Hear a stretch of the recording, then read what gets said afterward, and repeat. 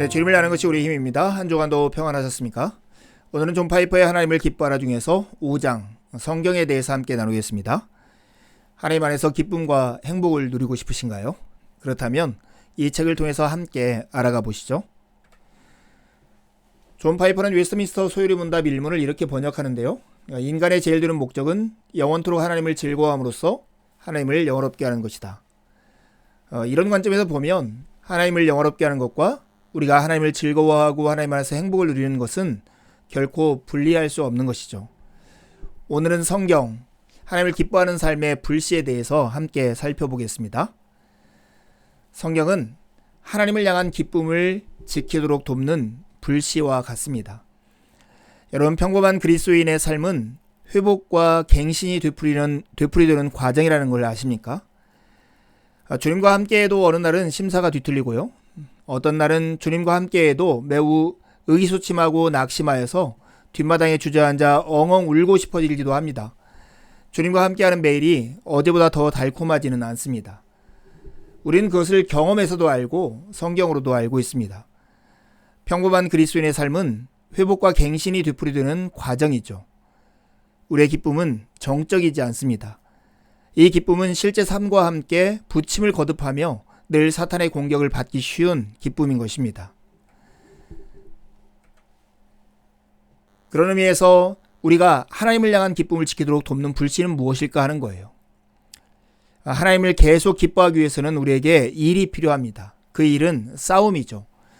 우리의 원수 마귀는 오직 한 가지, 믿음의 기쁨을 파괴하려고 그칠 줄 모르는 욕망으로 우는 사자와 같이 두루 다니고 있기 때문입니다.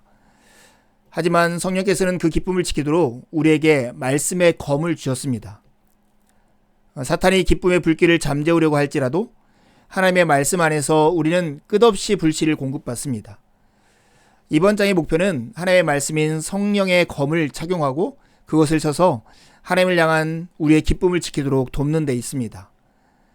심지어 우리 영혼에서 타다 남은 숯덩이마저 차갑게 느껴질 때라도 하나님 말씀 앞에 나아가 귀를 열고 내 간구를 들어달라고 외치면 차가운 재가 들썩거릴 것이고 작은 생명의 불꽃이 피어날 것입니다. 성경은 믿을 만한 하나님의 말씀입니다. 성경은 얼마나 신뢰할 만할까요? 한 분 한 하나님이 말씀하셨다면 그 말씀을 외면하는 사람은 결코 영원한 행복을 누릴 수 없는 것이라는데 세상 사람들은 모두 동의할 것입니다. 하지만 모든 사람이 다 성경을 살아계신 하나님의 말씀으로 믿는 것은 아니죠. 영원히 행복을 추구할 수 있으려면 창조주와의 관계 속에서 그것을 추구해야 합니다. 우리는 그분의 말씀을 들을 때만 그렇게 할 수 있습니다. 그분의 말씀이 곧 성경입니다. 성경은 큰 유익과 능력을 가지고 있습니다. 그것은 우리의 기쁨에 불을 붙이는 불씨의 역할을 합니다. 성경은 우리의 생명이죠. 우리의 육체적인 삶은 하나님의 말씀으로 창조되고 유지되며 영적인 삶 역시 하나님의 말씀으로 활기를 얻고 유지됩니다. 우리의 믿음이 어디서 옵니까? 바로 하나님의 말씀을 들음에서 옵니다. 하나님의 말씀이 영적인 생명을 낳고 유지하는 것은 그것이 믿음을 낳고 유지하기 때문입니다. 성령으로 충만하게 되기를 원하세요? 바로 말씀으로부터 이것이 가능합니다. 들음에서 난 믿음이 바로 성령으로 충만하게 되는 비결인 것이죠. 성경은 우리에게 소망을 주고 자유를 주고 지혜를 주고 확신을 줍니다. 나아가 우리를 공격하는 사탄을 압도하는 능력이 성경 안에 있습니다. 사탄은 믿음의 기쁨을 파괴하려 하죠. 그러나 우리에게도 공격 무기가 하나 있습니다. 그것은 바로 성령의 검, 곧 하나님의 말씀입니다.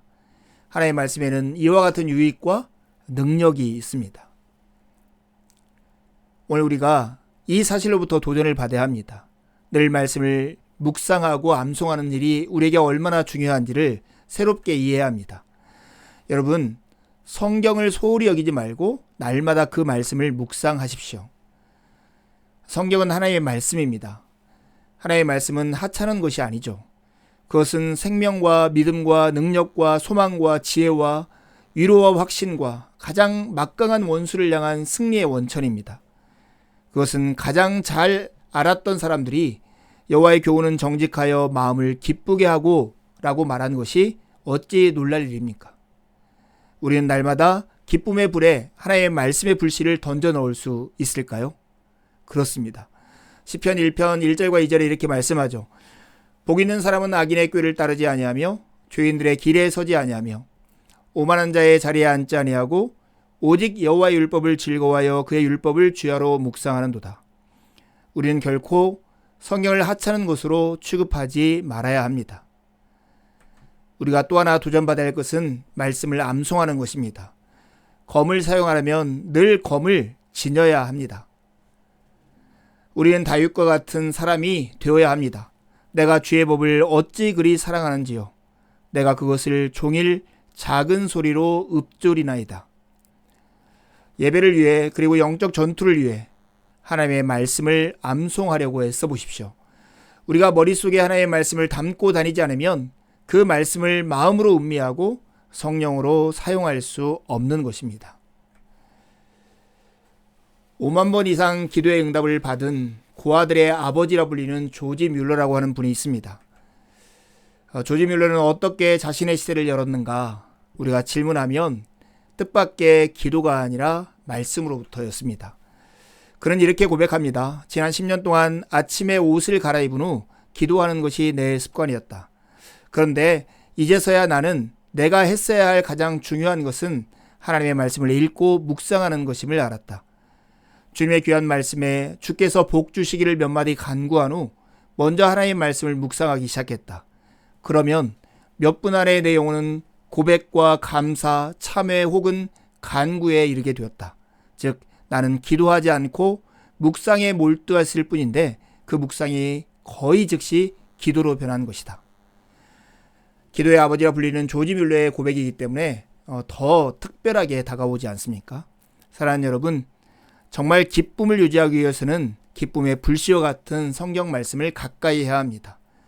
기도로 나아가고 싶다면 말씀을 묵상해야 합니다. 이번 한 주도 말씀과 가까이 하는, 말씀을 여러분의 삶에 지니고 다니는 한 주가 되기를 바랍니다. 두 가지 질문하고 마치려 합니다. 성경의 능력과 유익들은 어떤 것들이 있습니까? 두 번째 질문인데요.